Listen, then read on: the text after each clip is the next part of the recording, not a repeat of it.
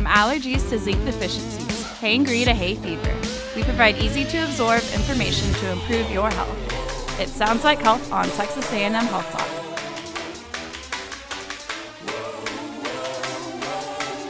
Welcome to Sounds Like Health. I'm Mary Lee Meyer. And I'm Christina Sumners. We are here with Dr. Hector Chapa, a board-certified OBGYN, clinical assistant professor at Texas A&M College of Medicine, and the assistant clerkship director for OBGYN for the College of Medicine. Thank you so much for joining us today. Hi, team. We are here, and I'm excited to talk about a very, very interesting topic because this isn't just for females. I don't want everybody to think about OBGYN. This affects males and females. So this is broader than just women's health because our topic today is contraceptives. Birth control. That's right. So everyone is interested and everyone has some form of experience with birth control. So in just a minute, we're going to go into some specifics. That sounds great. So just kind of in general, what should people know about which contraceptive to use? All right, so birth control has really changed throughout the years. I'm sure you guys know. And if you don't know, well, you should, because it's definitely not your grandmother's birth control. So let's go over a couple of things first. First of all, guys, birth control is so necessary for proper family planning. Because remember that in the U.S., still in 2018, based on who you read, you have different stats, but anywhere from 45 to 49% of all pregnancies in the U.S. are mistimed.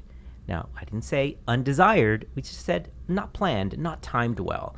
And, you know, that could change your school plans, your college plans, your work plans. This is a big deal. That's why using effective contraception and using it correctly and tailored to you for your needs is so vital. So birth control as a medical concept, we'll get into barrier types that are not medicated in a little bit. But talking about hormonal birth control, you know, this is nothing that started, 5 or 10 years ago. The first birth control pill was actually in the 60s.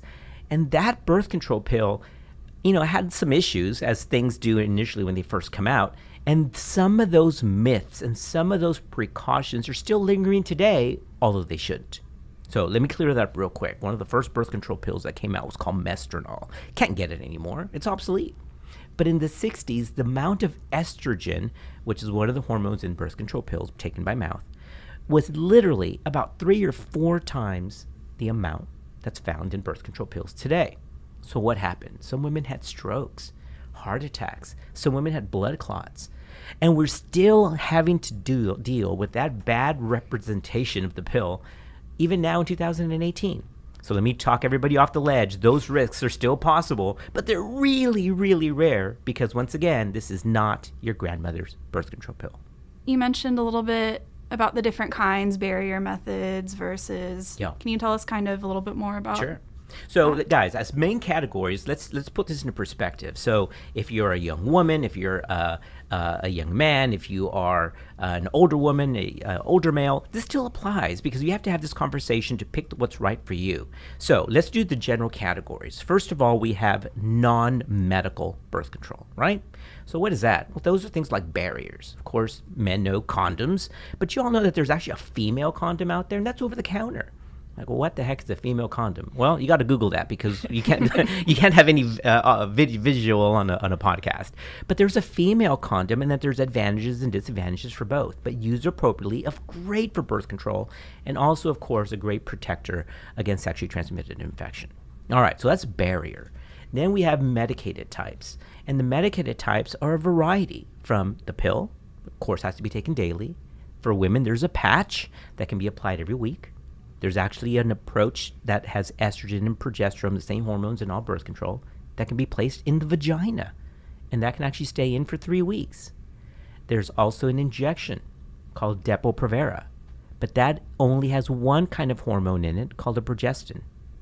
There's also a little rod that can go into the arm and can take care of you for 3 years. It's incredible. It used to be 5, but now it's 3. And then there's devices that you can actually place inside the uterus. Now, here's a catch. Everybody knows those as the Iuds, right? Intrauterine devices. And for a long time in medicine, if a woman had never had a child or pregnancy or was an adolescent, IUDs were kind of off limits because we don't want to touch the uterus, right? It's kind of sacred ground. We don't want to mess with the potential for fertility. And so those women were denied that choice of contraception. Well, really, since the late 90s and early 2000s, the American College of OBGYN and even the Centers for Disease Control agrees those are wonderful methods for birth control, especially in adolescents, because they can't mess it up. All right, so let's be real, right? It's hard to take a pill every day. It just is. But when you place something in the arm that has a residence time of 3 years, or something in the vagina that can stay in the vagina and be active for 3 weeks, or something in the uterus that can last anywhere from 3 years to 10 based on the different types, we can't mess it up by human nature. So the American College of OBGYN actually recommends these types of devices, these long-acting, reversible contraceptive options, the one in the arm and the ones that go into the uterus. Those are called LARCs, L-A-R-C, long-acting reversible contraception. It's so much of a thing that the American College of OBGYN has a whole campaign to talk to our female patients about LARCs. Now, before we get into any more specifics, a quick word. This falls all to the female patient, right? But you know that under development, and it really has been for the last 6 years, international researchers are looking for anybody drum roll? The male-only birth control. The male birth control. And there's things in development now, some are injections, some are pills, to help reduce sperm levels from getting to a level that can impregnate a woman. But we're still way too far off from that. Interesting. So you said these are reversible. So that means that if a woman changes her mind, decides she does want to have a child, it's possible to reverse it without side effects. And yeah, remember, these are reversible. So we're not talking about surgical methods. The only surgical methods that are available now for both men and women as a contraceptive theme in general, those are considered permanent, like getting your tubes plugged or cut or a vasectomy for the male. Those should be considered irreversible. Now, I know you've heard and there's advertised for vasectomy reversal and tubal reversal. That's legitimate, but there's no guarantees for those. So once childbearing is complete, or it's happened where your health has such restrictions, such contraindications where pregnancy may actually be life-threatening, then that's a very difficult decision, but couples do make that decision. But those should be considered not reversible. So to be clear, guys, this is a reversible concept. Once you're done with birth control, you can switch, try to have children, or switch to another method. Fascinating. So what would happen when these methods can fail? So everything has its failure rate, and most of the non-long-acting methods, the ones that require either daily use or more frequent use, things fail. And the reason that they fail, although there's true medication failures, again, user error is a big thing. And that's not to blame anybody. Hey, it's hard to remember. Now, there are those patients that for whatever reason take it every single day without fail. I mean, it's habitual. They're good on it, but they still get pregnant. And that's things that we can't explain yet. There's ultra metabolizers, and there's all these theories of their body just have what's called escape ovulation, and it happens. But I want everybody to be confident in that if you're using birth control correctly, while failures occur, the risk of a birth control failure is still incredibly low. So is there any birth control that you would recommend across the board, or is this more of a person-by-person basis? You know, we used to say that the birth control pill is just relatively safe unless there's very, very unique contraindications, which are restrictions. But the truth is, it's deeper than that. Every patient is unique. So the World Health Organization and the Centers for Disease Control have a whole online website to best select the type of contraception based on the patient's medical profile. So, in other words, let me give it to you another way. If you hate shots, why would you pick the shot as a method for birth control? That's not a daily shot, that's every 3 months. But nonetheless, if you're terrible with pills, why would I prescribe you the birth control pill? Even though it's low risk, it's not the best choice for you. And in similar concepts, we can walk down the line. So the idea is whenever we meet a young woman who wants contraception, we want to, number one, find out why she's taking it. Now, that seems kind of funny, right? Why is she taking it? Well, of course, it's birth control. But remember that there's a lot of non-birth control benefits to birth control. Reduces your cycle, reduces cramps, it helps prevent mood swings based on some studies. There's a lot of reasons, even virginal women, we place on birth control. And that's okay. One of the things that we see in women who come to our university for the first time, are very conflicted either by societal or parental concerns that they shouldn't be on birth control because it implies sexual activity. And some of these women are virginal, but they can't go to class because their cycles are just so debilitating. There are great non-contraceptive benefits, non-birth control benefits to birth control. So the short answer is tailor the need of the patient to the medication provided. So what are some common myths about birth control? All right, well, we'll do myths and misperceptions. I think they're kind of similar. And we deal with these daily. So let's knock these off in serial, like a top 10 list, although we may not get to 10. So number 1 on birth control pills, specifically birth control pill, is, Dr. Chapa, I appreciate you offering me the pill, but I don't want it because it's going to make me Fat. gain weight. Yeah. Well, that's not true. So what makes people gain weight is excess calories and less burning it off. So here's where this came from. There is some historical truth to that because the first birth control pill that we mentioned earlier, mestranol, was such the high dose that it had some anabolic properties. What is anabolic? Kind of building up, right? Like anabolic steroids. So it made women hungry, and therefore they may have increased their calorie intake. So here's the benefit here, guys. Here's the good news, is that for the last 20 years, none of the oral contraceptive pills, none of the birth control pills have been linked to weight gain. So you can relax. It's okay. There's only one type of contraception that has the potential for weight gain, and that's over 1 to 2 years. And again, so let me be very clear, it has the potential, doesn't mean that it will, and that's Depo-Provera, which is the shot taken every 3 months. Okay. In women over 12 to 24 months, noted a slight increase in weight, but again, who doesn't gain weight over 1 to 2 years? So even that's a little controversial. Short of it is, birth control pills do not make you gain weight. Number 2, can't use birth control because it's going to give me breast cancer. Oh, now I'm sure you may not have heard that. We hear that all the time. Yeah. And a lot of that is societal fears and concerns. Not true. Even where women are considered very high risk for breast cancer, there's a certain gene mutation. Anybody? Angelina Jolie went on People magazine some years ago. BRCA. It's called BRCA. The American College of OBGYN actually states in women who have BRCA gene mutation, puts them at high risk for breast cancer, but also ovarian cancer. Those women can still use birth control pills as long as they have appropriate follow-up because of the non-contraceptive benefit. There's some association with reduction in ovarian cancer risk in those women. So in general, even women that are deemed high risk, as long as they have physician follow-up, does not increase risk of breast cancer. Here's depression. How about that one? Well, I can't use the pill because that thing's going to make me depressed. We hear that all the time. Well, the last study that came out looked at a variety of studies. That was just in February of this year. And if this ever gets played back at another time, it's February 2018. The large meta-analysis showed, hey, birth control pills don't make you depressed. Depression has to do with different neurochemicals called serotonin and norepinephrine and dopamine, but not progesterone. That is ovarian, not central brain area. So we feel very confident that birth control pills should not make you depressed. And the last one, I think, is I can't take contraception because when I get off of it, I'm just not going to be able to get pregnant. Not true. Oddly, one of the treatments for infertility, the inability to get pregnant, is a short burst of oral birth control pills. We got to go back to help you spring forward. Why? Because birth control pills can help normalize disorganized hormones, especially for a condition called polycystic ovarian syndrome, where we give birth control pills first and then try to trigger ovulation. So no, taking birth control pills appropriately, the right way, will not make you sterile or infertile in the future.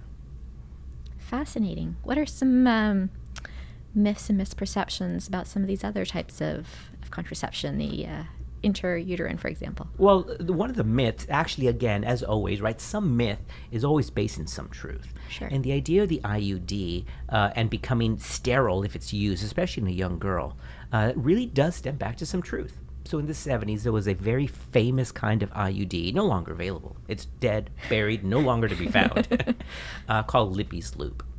Well, Lippies Lube was an IUD that had two little strings, just like IUDs today, that come out of the cervix. But the string materials were different. Those original strings functioned like a wick. What that meant is that it took all the vaginal bacteria that was naturally present, absorbed it up the strings, and deposited it into the uterus, called a wicking effect. Dangerous. Well, what resulted is that women had an abnormally high level of pelvic inflammatory disease. Very dangerous and can lead to infertility. Sure. That's gone. The strings are now different. The CDC states that the risk of PID is very negligible, excluding the first month after insertion, where it could be, by placement, a physician-induced kind of infection, if you will. But we take steps to prevent that. But the biggest myth around things in the uterus really have to do with that history of you'll get an infection, you won't be able to have children. Guys, everything's possible, but it's just not very probable in today's age. And what about some of the horror stories we hear? Now, stuff is out there, guys. So we got to remember that, listen, there's stories for everything. That's life, and that's medicine. Would you believe that there's people who take Tylenol for routine use, end up with liver failure? That's devastating. It's terrible, but it's possible. Everything is possible. But just because it's possible doesn't mean it's very probable. So I'm sure you've heard the woman who took a birth control pill and some months later developed a blood clot, may have dislodged and went from the leg or another part of the body to the lung, called a pulmonary embolism. That's real, guys. It happens. So I don't want to minimize this like, hey, they're great, they're user-free, it's rainbows. It's not true. There's a risk to everything. But that's why we have to tailor what? The patient to the medication. So horror stories, a lot of those are taken out of context, or if they're real, happen at such a statistically small amount that our college, I don't mean that as a university, I mean the American College of OBGYN, and even the CDC says, way, way worth any small theoretical risk. And what are some things women can do to prevent some of these risks? Just keep in contact with their healthcare provider? Sure, absolutely. Appropriate selection. So the CDC, once again, has that website called a medical eligibility. So women who have very severe migraines, especially ones where they have visual changes, seeing little spots before their eyes called an aura, they may not be the best to use certain types of birth control. That's where physician counseling has come in. Now, for a long time, there's been a push to make oral birth control pills, think about this, over the counter. Why do we need that obstacle? Now, that's not my argument. I'm just saying that's an argument in medicine, right? In the community. Make that over the counter. I completely see that benefit. I also see the potential risk because this is still hormonal manipulation. And I think it's valid for a 15-minute consult. That's all it takes to sit with the patient, go through her medical history, give her any contraindications, and then tailor the medication appropriately. So I'm kind of in the middle. I think there's a time for it. Also think it needs to be done judiciously and with some education. There are quite a few options out there. How do we know what works for us? Really, it depends, again, on what you're interested in. So from the American College of OBGYN standpoint, LARCs is the way to go. Again, we can't mess it up. That's a little rod in the arm or the ones that go into your uterine. Now, listen, there's some women who are just terrified of getting a gynecological exam. And I understand that. And if that's the case for you, we definitely don't want to cause more psychological trauma for you. We want to help you. Maybe choose another option. But remember, does anybody have an idea of what the most common, most typical birth control pill used worldwide is? I messed it up. The most typical type of birth control used, and that's a birth control pill. Without doubt, hands down, the birth control pill is the most common method. Why? Because it's easy. Mm-hmm. And if you don't like it, you can switch it very easily. Okay, so what happens when your original contraception plan fails? Is there anything that you can do? So we're talking about two different concepts here. We're talking about traditional birth control. That's regular use birth control or contraception. Then there's the issues of life. When things happen, you're off the pill or you forgot to take the pill on time. And those events require what's called emergency birth control. So we want to be very clear. We're talking about contraception here. That's still contraception. This has nothing to do with an established pregnancy. I just wanted to be very clear with that. And again, life happens. But this is usually an issue. Emergency contraception is much more of a valid concept for those who are not on any kind of birth control or who are trying to protect themselves, and it happens.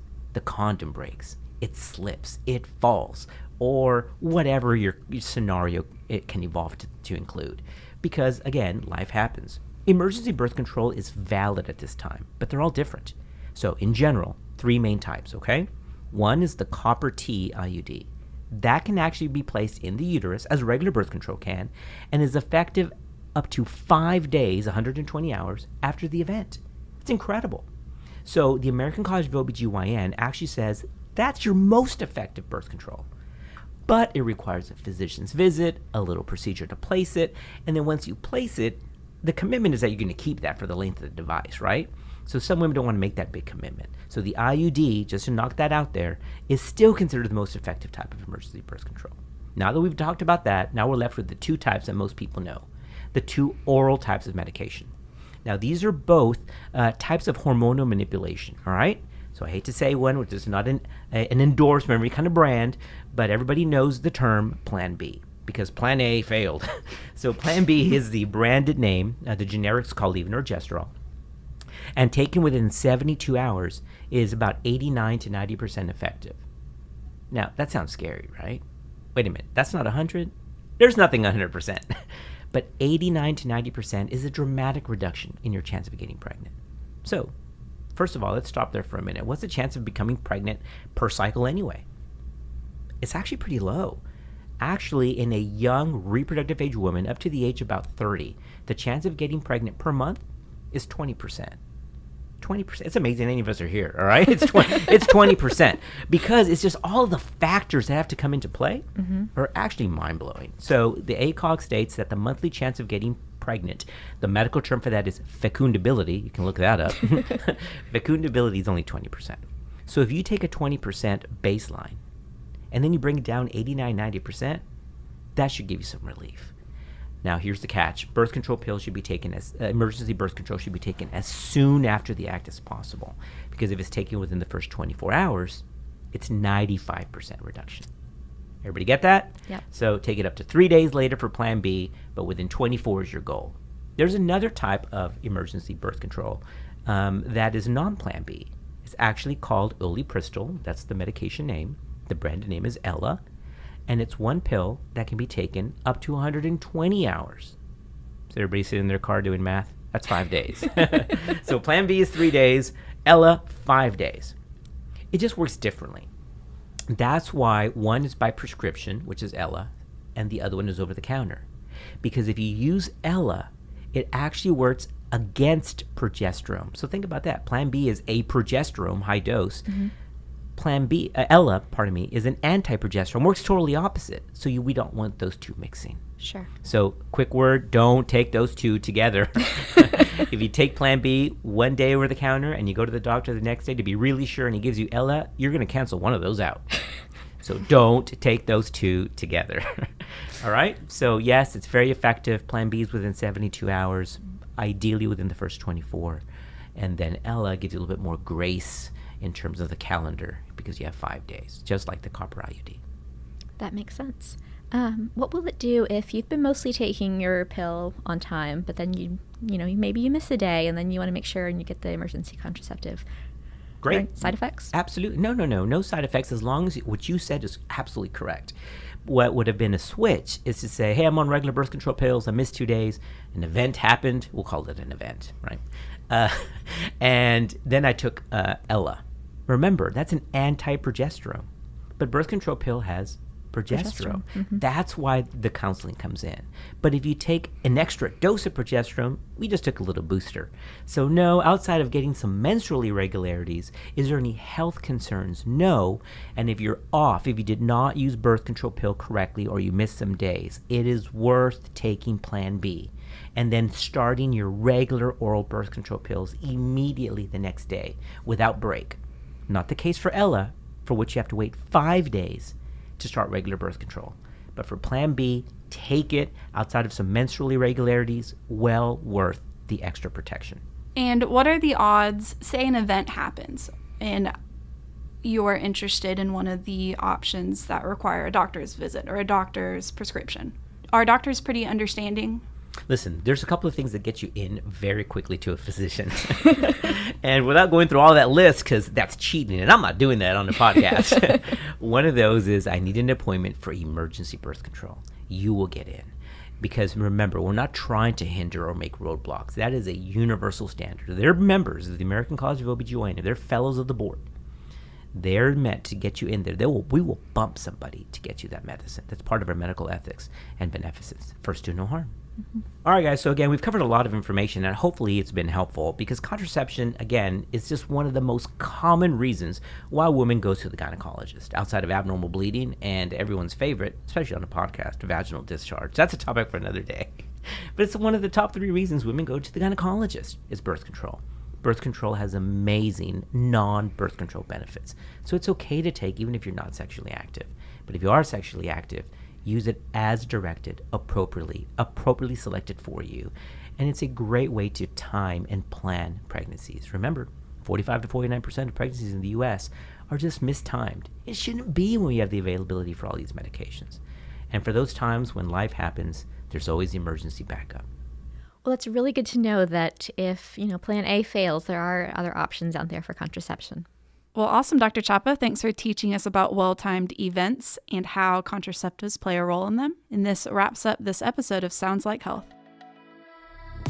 Thank you for joining us on Texas A&M Health Talk, a production of the Texas A&M University Health Science Center. Visit us on the web at vitalrecord.tamhsc.edu, where you'll find answers to all of your health questions. Until next time, stay healthy.